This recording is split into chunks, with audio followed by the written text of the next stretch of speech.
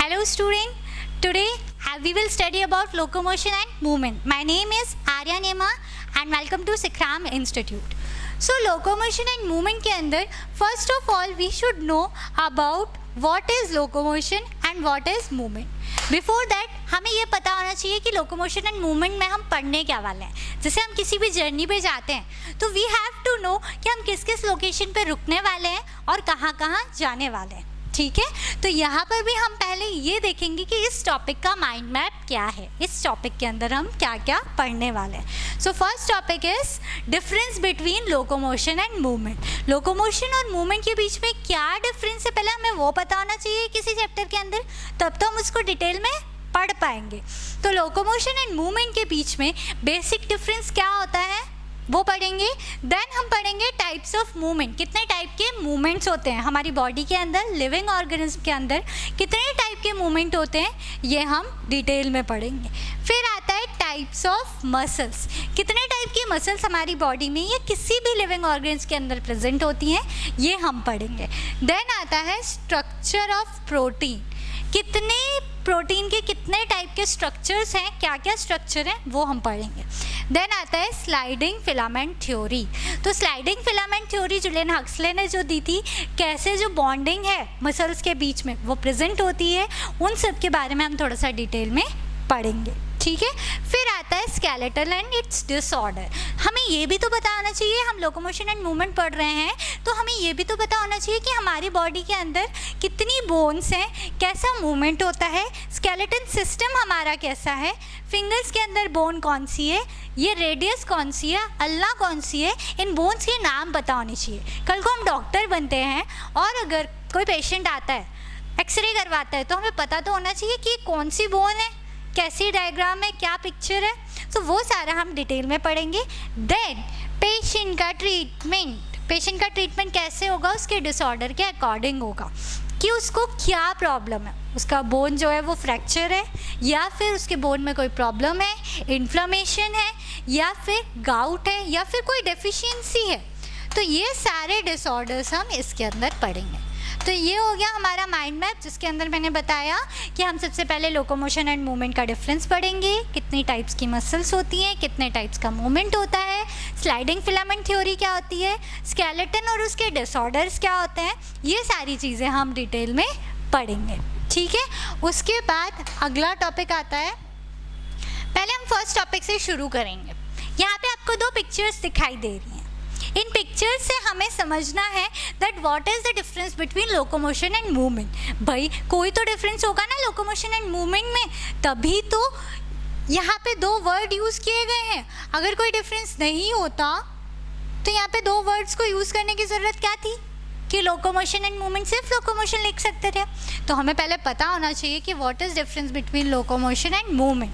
ठीक है, सी ये गर्ल क्या कर रही है, रनिंग कर रही है, एंड ये पर्सन जो है ये योगा और समथिंग कोई एक्सरसाइज कर रहा है. तो लोकोमोशन क्या है जो ये गर्ल कर रही है, ठीक है, एंड मूवमेंट क्या है जो ये बॉय कर रहा है. ठीक है, for example I am shifting from this place to this place.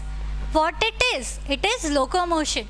So locomotion is basically shifting of a person from one place to another place. That is called locomotion.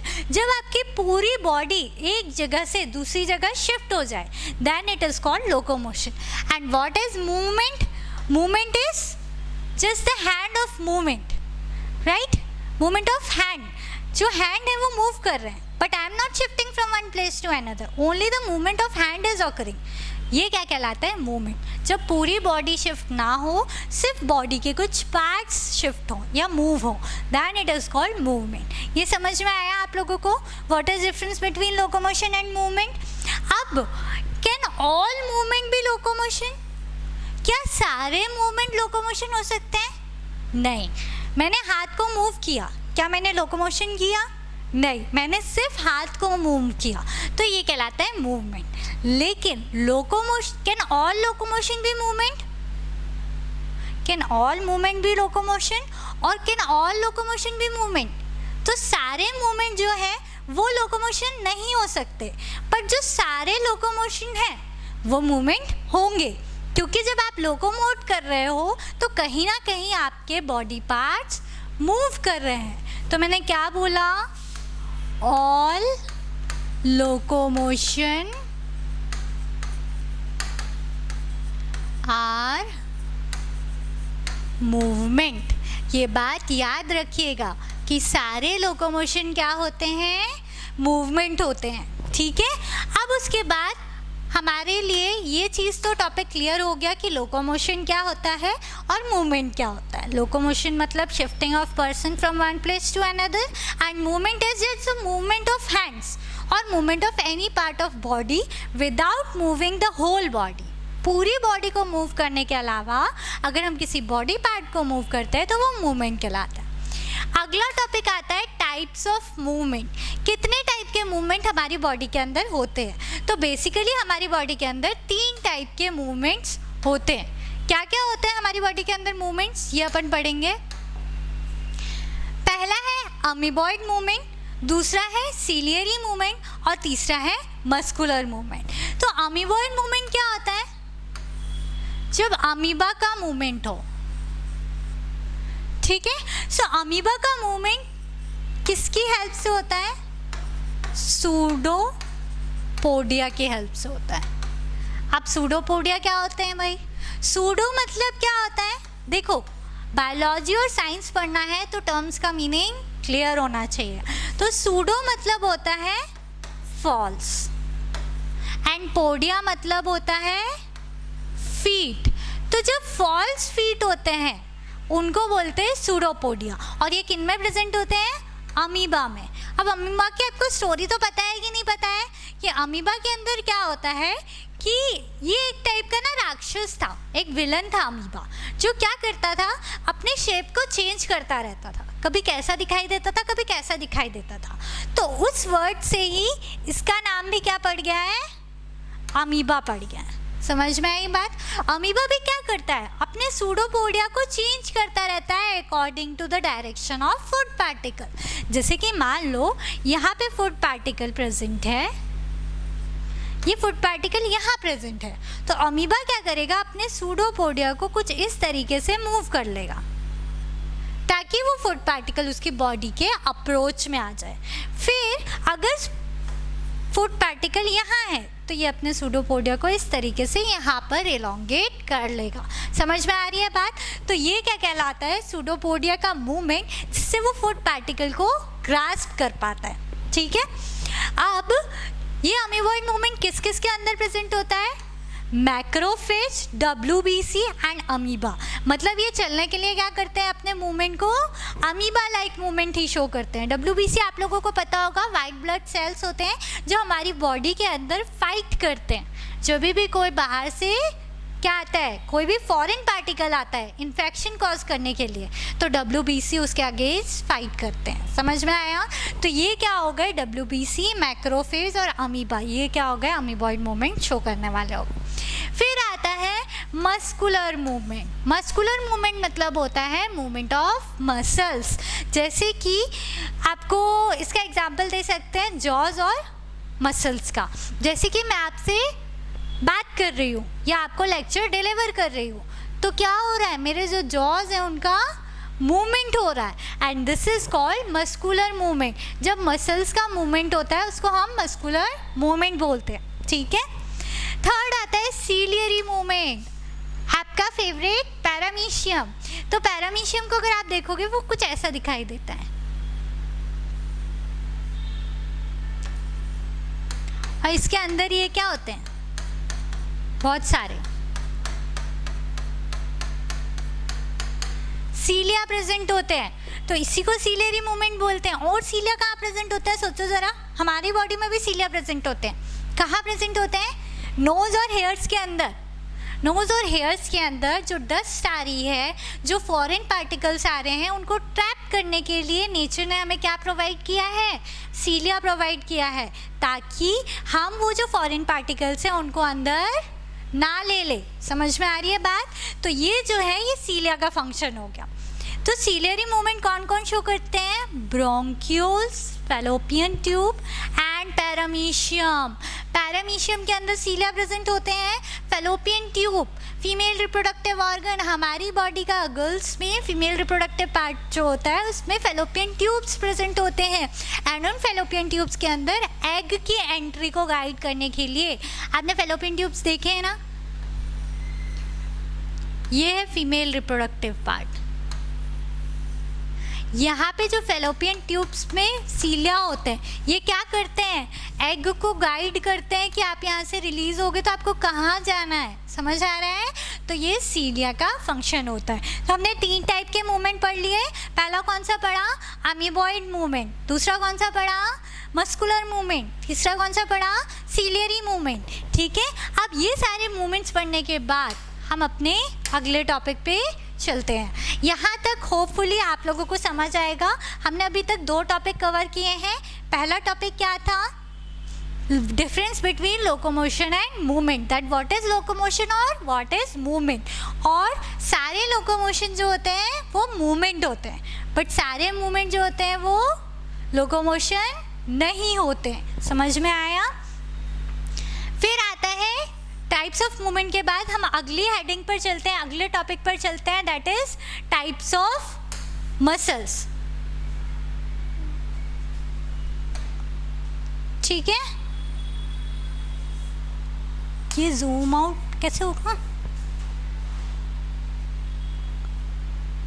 Okay.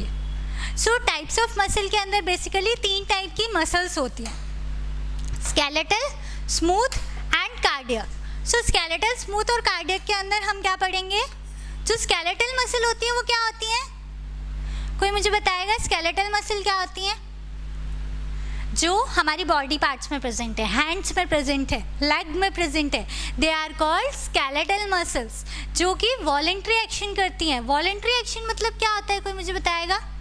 Voluntary action मतलब कि हमारी will power के according जो action होता है उसको voluntary action बोलते हैं। जैसे कि अगर मुझे वॉक करना है तो ये मेरी विल पे अकॉर्डिंग है, ऐसा नहीं है मेरी बॉडी खुद से चलने लग जाएगी। अगर आप चाहेंगे तो ही अपनी बॉडी को आप मूव करेंगे, that is called skeletal muscle, जिनमें वॉलेंट्री एक्शन होता है। ठीक है, ये कहाँ प्रेजेंट होंगी, हैंड्स में प्रेजेंट होंगी, लेग्स में प्रेजेंट होंगी।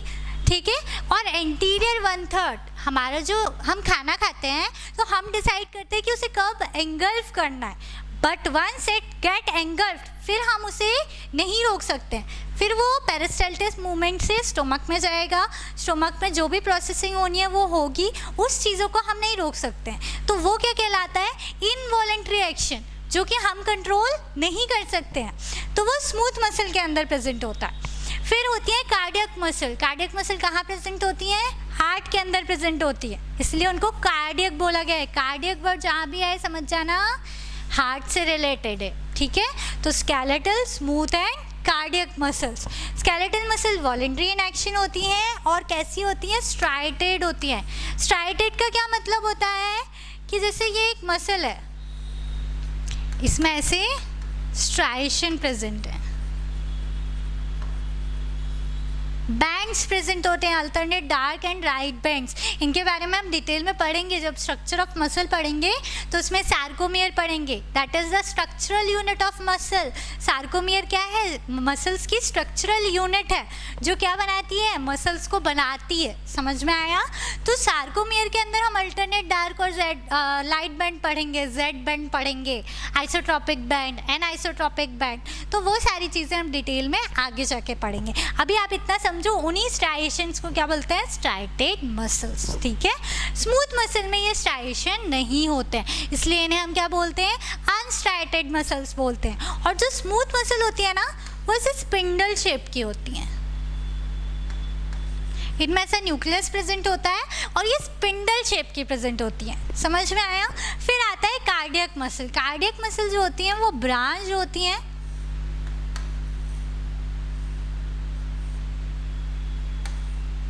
इस तरीके से कुछ ब्रांचिंग प्रेजेंट होती है कार्डियक मसल के अंदर, और वो इस तरीके से प्रेजेंट होती हैं। और इनमें भी क्या होता है, ऐसे ऐसे स्ट्राइएशन प्रेजेंट होते हैं।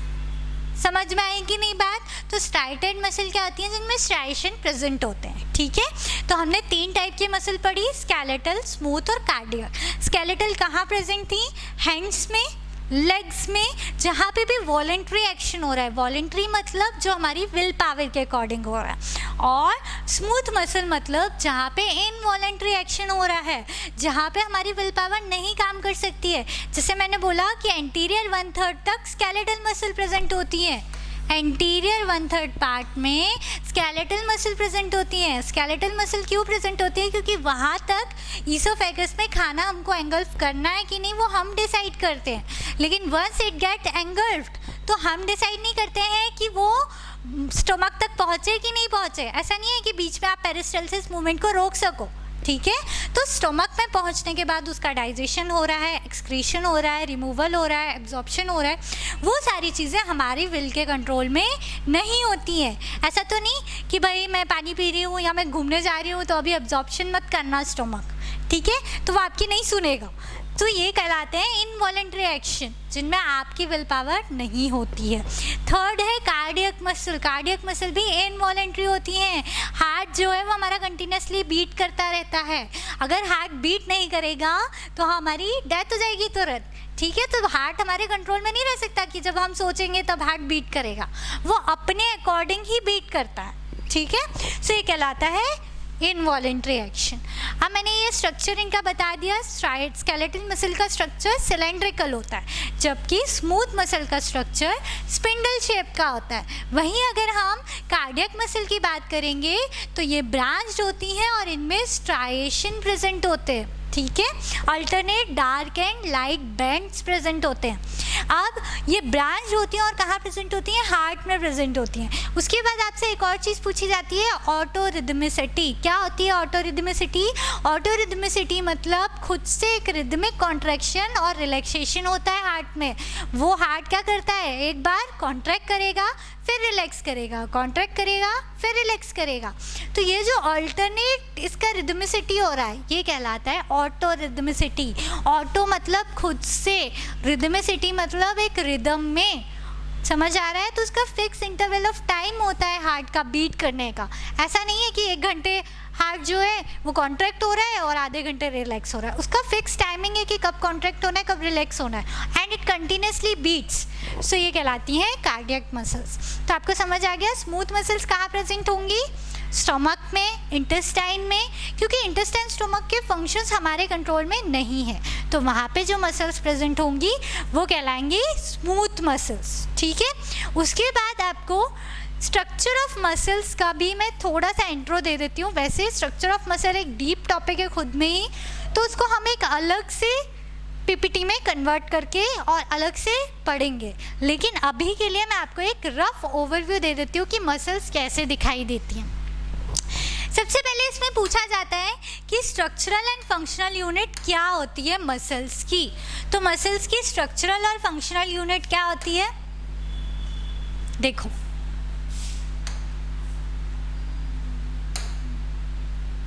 I will show you।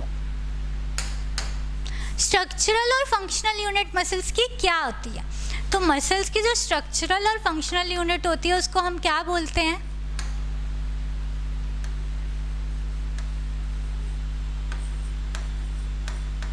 उसको हम बोलते हैं सार्कोमियर। सार्कोमियर क्यों बोलते हैं?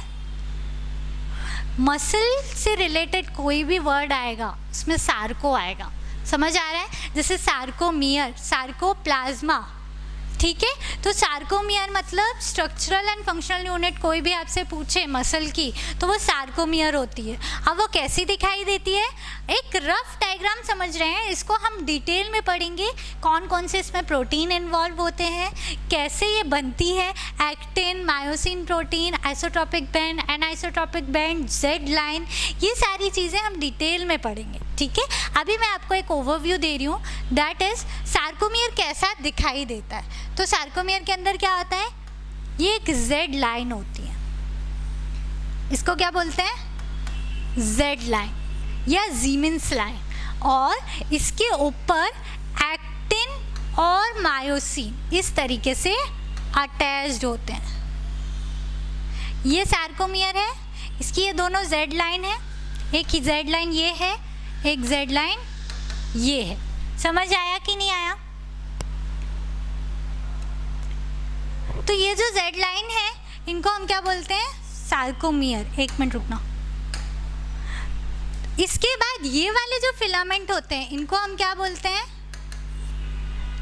एक्टिन फिलामेंट, ठीक है। और ये जो होता है सेंटर में इसको हम बोलते हैं मायोसिन फिलामेंट, ठीक है। मैंने क्या बताया, मसल्स के अंदर जितनी भी यूनिट्स हैं उनका कुछ नाम होता है और हर नाम के स्टार्टिंग में सार्को वर्ड यूज होता है, जैसे सार्कोलेमा, सार्कोप्लाज्मा, सार्कोप्लाज्मिक रेटिकुलम, सार्कोमियर। तो सार्कोमियर तो स्ट्रक्चरल और फंक्शनल यूनिट हो गई, लेकिन जैसे सेल के अंदर माइटोकॉन्ड्रिया होता है, गोल्जी अपार्टस होता है, एंडोप्लाज्मिक रेटिकुलम होता है, ऐसे ही मसल्स में भी एंडोप्लाज्मिक रेटिकुलम होता है। और उस एंडोप्लाज्मिक रेटिकुलम को मसल्स के अंदर क्या बोलते हैं? कोई बताएगा? उसको बोलते हैं सार्कोप्लाज्मिक रेटिकुलम।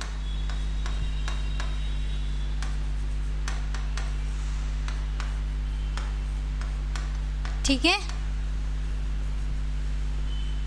तो उसको क्या बोलते हैं? Sarcoplasmic reticulum. और जो प्लाज्मा प्रेजेंट होता है मसल्स के अंदर उसको क्या बोलेंगे? लेमा, सार्कोलेमा, ठीक है। ये सार्कोप्लाज्म, तो सार्कोप्लाज्म मतलब वो जो प्लाज्मा होता है उसको सार्कोप्लाज्म बोलते हैं, ठीक है। अब आपको मसल से रिलेटेड सारे टर्म क्लियर है। अब यहाँ पे हमारे एक्टिन और मायोसिन फिलामेंट पर बेसिकली हमारी जो मसल्स हैं वो दो टाइप के फिलामेंट से बनी होती है। जैसे मैंने पहले भी आपको बताया था कि स्ट्राइएशन थिक और थिन फिलामेंट के होते हैं। तो जो थिक फिलामेंट होता है उसको मायोसिन बोलते हैं और जो थिन फिलामेंट पतला वाला होता है, देखो ये जो फिलामेंट होता है ना ये मोटा होता है, ठीक है। और ये जो पतला वाला दिखाई दे रहा है ये क्या है? एक्टिन फिलामेंट है, जिसको थिन फिलामेंट बोलते हैं, ठीक है। अब एक्टिन और मायोसिन, एक्टिन जिस लाइन से अटैच्ड होता है, जिस फिलामेंट से अटैच्ड होता है उसको क्या बोलते हैं? जेड लाइन बोलते हैं, ठीक है। और जहाँ पर एक्टिन प्रेजेंट नहीं होता है और सिर्फ मायोसिन प्रेजेंट होता है उस जोन को क्या बोलते हैं? उसको बोलते हैं एच जोन बोलते हैं। समझ में आया? क्या बताया मैंने? उसको एच जोन बोलते हैं। एच जोन मतलब हैंसेंस जोन। तो एच जोन हैंसेंस जोन होता है, यहाँ पर एक्टिन फिलामेंट एब्सेंट होते हैं। अब कोई आपसे पूछेगा कि सार्कोमियर कैसे, क्योंकि क्या होता है सार्कोमियर में इस तरफ भी एक्टिन फिलामेंट जुड़े होते हैं और इस तरफ भी मायोसिन जुड़े होते हैं और इस तरफ भी क्या होता है?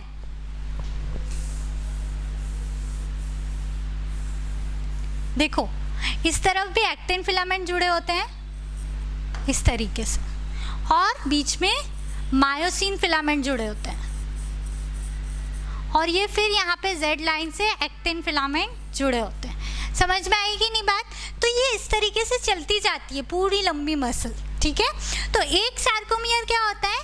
Distance between two Z line. जैसे ये एक जेड लाइन है और ये एक जेड लाइन है, इन दोनों के बीच की जो डिस्टेंस है that is called one sarcomere, ठीक है। तो अगर आप किसी से कोई आपसे पूछता है what is Z line, so it is the distance between, what is sarcomere, so it is distance between two Z line. समझ में आ गया?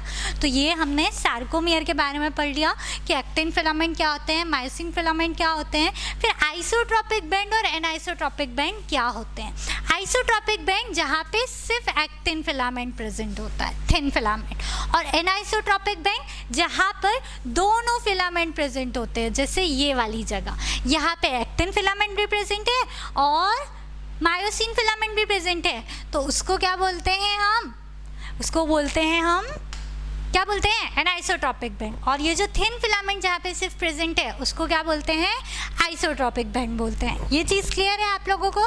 तो यहाँ पे हमने सार्कोमियर का एक रफ समझा हुआ है, इसको डिटेल में पढ़ेंगे कि जो मायोसिन है वो भी कैसे बना होता है। मायोसिन के अंदर एक होता है हैवी मीरोमायोसिन और एक होता है लाइट मीरोमायोसिन। कैसे उसकी टेल दिखती है? ग्लोबुलर हेड होता है। ग्लोबुलर हेड जो होता है ऐसे दिखाई देता है वो कुछ, ये है मायोसिन का स्ट्रक्चर, ठीक है। तो इसके अंदर फिर एक्टिन में भी हम पढ़ेंगे ट्रोपोनिन क्या होता है, टीपीसी क्या होता है, कैल्शियम से वो कैसे रिएक्ट करता है। तो ये सारी चीज़ें हम डिटेल में नेक्स्ट लेक्चर में पढ़ेंगे। सो आज के लिए इतना ही। आप कमेंट में कोई भी डाउट हो आज जो पढ़ाया है उसमें से रिलेटेड, तो आप कमेंट सेक्शन में मुझे पिन कर सकते हैं। Second, do like share and subscribe to Sikhram channel. और अगर आपको ऐसी वीडियोस अच्छी लगती हैं तो नेक्स्ट वीडियो में हम वापस मिलते हैं।